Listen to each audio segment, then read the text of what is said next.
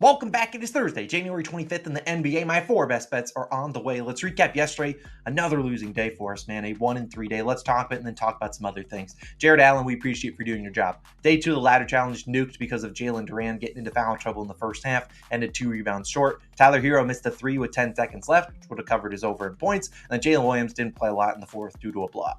I know the last 2 weeks have sucked. It's been longer than 2 weeks. I've not been that great.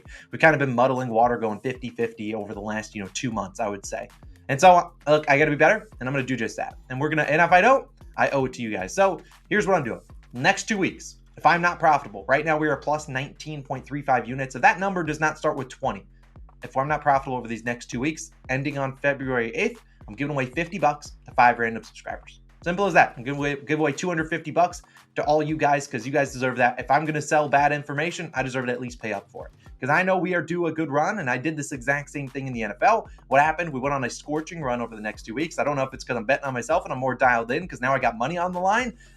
Not only my own money on my own bets, but now I got actually money to give to you guys if I lose money. We're going to dial it on in. I just have to be better. No more excuses. We got to be better. And I'm doing the exact same thing on Twitter where we're giving away $250. So, like, if you want to go hit that like button on the tweet, you certainly can. If you want to hit that subscribe button, you certainly can. It's my pinned tweet at Calling a Shot. You could I'm going to give away $500 if I'm not profitable over these next 2 weeks. I'm in business. Look, I'm tired of coming on here and recapping losing days. So you're going to get my all effort over these next 2 weeks. Let's dive into the picks of the day. We got 2 overs, 2 unders. We'll start with the first one, a TNT game. Jalen Brown over 22.5 points, minus 110 on BetMGM. Personally, I don't think the line goes to 23.5. I think 22.5 is a fair line for Jalen Brown. But if it does, well, I would take it there. Now, tonight, the Celtics, tough test in Miami, taking on the Heat. Now, the Heat are coming off a loss to the Grizzlies yesterday, which is unacceptable. You cannot lose to the Grizzlies at home, and they did. So I anticipate they'll play pretty hard here. And I don't really like this matchup for Jason Tatum. He's notoriously kind of struggled against the Heat. And I don't love the matchup for Kristaps Porzingis, who's been up and down. You never really know with Kristaps if he's going off or not. But I like the line for Jalen Brown, and we're going to take him. Their only matchup this season, Brown, 27 points on 22 field goal attempts, made 50% of them, missed 2 of his 4 free throws. And I don't really expect him to get a lot of free throws. The Heat don't really give up that too many free throw attempts, but last 6 regular season games versus Miami, 29, 28, 28, 26, 37, and 27 points, going over in all 6. Obviously, this is likely due to Jason Tatum kind of struggling. And while I do have, Drew Holiday now on the team, he doesn't take a ton of volume away. And I really think this is just a matchup where Jalen Brown, won't have to try as hard on defense because they now have Drew Holiday, Derek White, Jason Tatum, and that stuff. But I think he's going to try hard on offense, especially coming into this game where we talk about this postseason struggles. He struggled against Miami. I mean, those 6 games against Miami were all in the regular season. He struggled in the postseason series. And he kind of made a public mockery of him, saying they were forcing him to go left, and that's kind of what led to his struggles.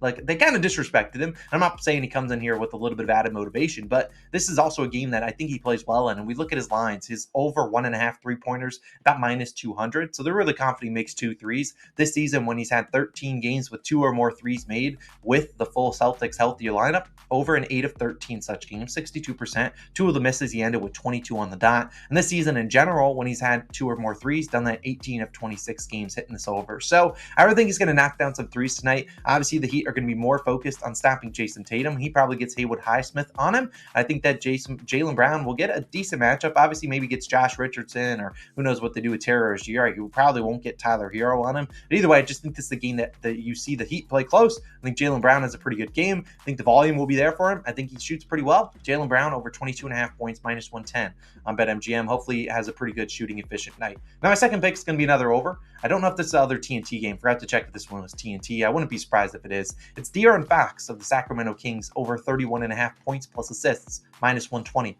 on BetMGM. I would play this at 32.5 as well. Now, you look at Fox, very up and down recently, and he really had a slow start to the year in terms of 2024. But I like this matchup against the Warriors, who are obviously still down one of their best perimeter defenders in Gary Payton II. He's coming off the bench, obviously, but he normally plays a lot of minutes against Fox. CP3, he's not the best defender. And Moses Moody, all those guys are out. So who are they going to put on Fox is the question. They could put Wiggins, but Wiggins really hasn't been, an elite defender this year.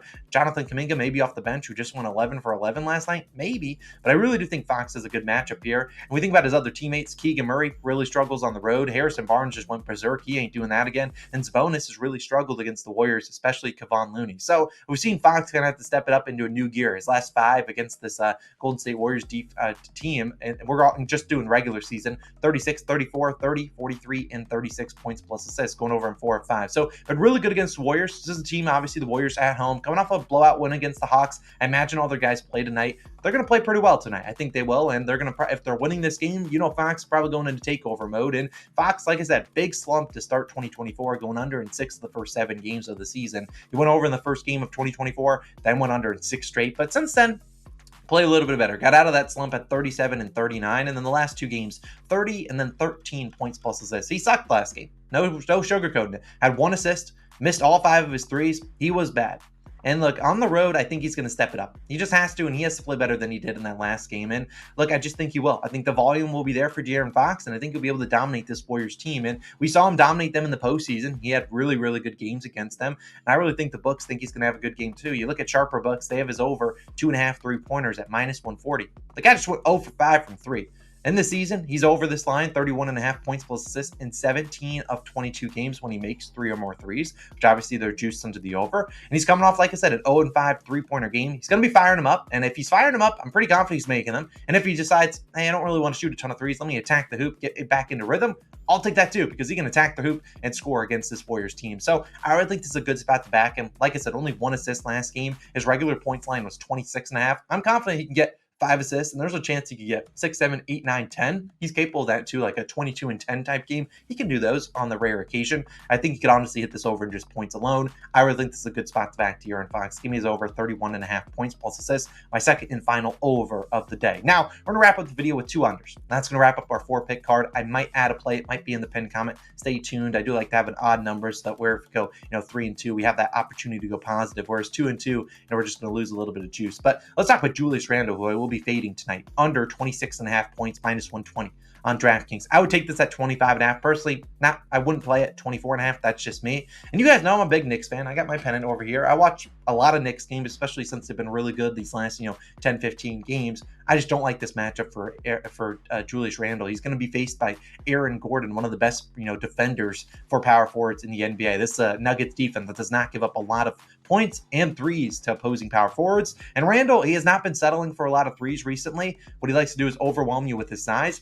It's going to be hard to do against Aaron Gordon, a guy that's basically his same, metric. So I really like Randle to go under in this spot. And in Randle's last 8 games versus Aaron Gordon, some of them with the Nuggets, some of them with the Magic, he's under in 7 of 8, averaging 20.4 points per game. He shot 15 or more times in 7 of 8, including 18 or more shots in 4 games, going under in 3 of 4. So it's not like he's not shooting. He's still shooting the ball, just having poor efficiency days against him. And we saw, just recently, Pascal Siakam really struggled against Aaron Gordon. It's a common theme. Guys, the power forwards are going to struggle against the Nuggets because they got Aaron Gordon, one of the best defenders in the league, and he's going to go out there and guard him. They'll put KCP on Brunson, and I think that this is going to be a tough spot to back Randle. And I like that the Knicks are at home because that's probably a better chance for one of the role players to show up. Maybe OG Anunoby, maybe Josh Hart, maybe Dante DiVincenzo. One of those guys shows up. Heck, even Jalen Brunson. He can go score 40 like he's been doing, and that really is going to nuke Julius Randle. And we've seen on the season, Randle is under in 28 of the 44 games. So under in a good amount of games. He's under 2.5 threes. Like I said, pretty juiced. Minus 175 or worse on some books. When Randle has gone under 2.5 threes, he's under this line in 24 of 35 games. That's 69% of the time. He's also gone, when he's hit 3 threes, he's still under like 4 of 9 such games. So even if he hits threes, he's still capable of going under. I don't like this matchup for him. Aaron Gordon, like I said, one of the best defenders in the league. I really think he'll have a tough job scoring. If Randle shoots efficient, whatever, but he shot above 50% in 2 straight. Maybe this is a game that the volume maybe isn't 100% there. Maybe this is a better game for Brunson, or maybe this is just a game where Randle goes 4 for 17 from the field. We know he's capable of those games. So I don't like this spot for him. If he does get minutes with Aaron Gordon off the floor, they'll double him if he's starting to drive. So I really think this is a good spot to back Julius Randle under 26.5 points. I think that line's too high. Like I said, I think 24.5 is a fair line, which is why I wouldn't play it. 25.5, I would still take the under. Now, my 4th and final play of the day, we one that will come out of left field. And you're going to be like, what the heck? You might not even know who this guy is, and that's a shame on you if you don't. Let's talk about Simone Fontecchio, under 10.5 points, minus 113 on FanDuel. Now, I want to secure that 10.5 line. I would not take it at 9.5. Take the juice at minus 130 if it does go there. I really like Simone and the Jazz in this under spot. Now, obviously, the Jazz are on the road taking on the Wizards. Wizards are on a back-to-back. There is a chance the Wizards got smoked here. They lose by 40, and Simone doesn't play a ton of minutes, which could happen.